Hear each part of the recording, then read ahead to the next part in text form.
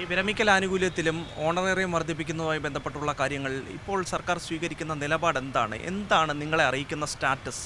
ഇല്ല, ഞങ്ങൾ 53-ാമത്തെ ദിവസത്തെ ചർച്ചയ്ക്ക് ശേഷം ഇന്നുവരെ ഒരു സ്റ്റാറ്റസും അറിയിച്ചിട്ടില്ല.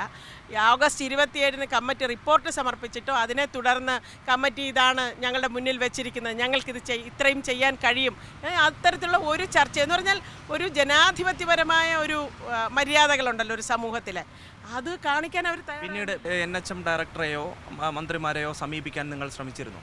ഇല്ല, മന്ത്രി കമ്മിറ്റി പഠിച്ചിട്ട് റിപ്പോർട്ട് സമർപ്പിച്ചിട്ട് ഞങ്ങളെല്ലാം ചെയ്യാമെന്നാണല്ലോ പറഞ്ഞത്. അപ്പോൾ അത് വരട്ടെ നമ്മൾ കാത്തിരുന്നു. അതിപ്പോൾ വന്നു. അതിനുശേഷം നമ്മളിതിൻ്റെ ഇടയിൽ NHM ഡയറക്ടറേറ്റിൽ കഴിഞ്ഞ ഓഗസ്റ്റ് 20-ന് ഞങ്ങളൊരു NHM ഡയറക്ടറേറ്റ് മാർച്ച് നടത്തിയിരുന്നു. അന്ന് അതിൻ്റെ അധികാരികളെ പോയി കണ്ടിരുന്നു. അതിൽ പ്രധാനപ്പെട്ടത് ഈ ഓണറേറിയത്തിനുള്ള മാനദണ്ഡം മാറ്റിയിട്ട് അത് ഇൻസെൻറ്റീവിൽ ഉൾപ്പെടുത്തി കുറേയധികം ആശമാരുടെ പകുതിയായിട്ട് വേതനം കുറച്ച് 3500 രൂപ അത് ഉടനടി കൊടുക്കണമെന്ന് നമ്മൾ ആവശ്യപ്പെട്ടിട്ടുണ്ട്. അതിൻ്റെ നടപടിക്രമങ്ങളിലാണെന്ന് അവർ പറഞ്ഞു. പിന്നെ സമരത്തിന് വന്ന ആശമാർക്ക് ഫെബ്രുവരിയിൽ അവർ ചെയ്ത ജോലിയുടെ പൈസ കൊടുത്തില്ല. ജോലി ചെയ്യാതിരുന്ന സമയത്ത് അത് കൊടുക്കേണ്ട, അത് നമ്മൾ പറയുന്നില്ല.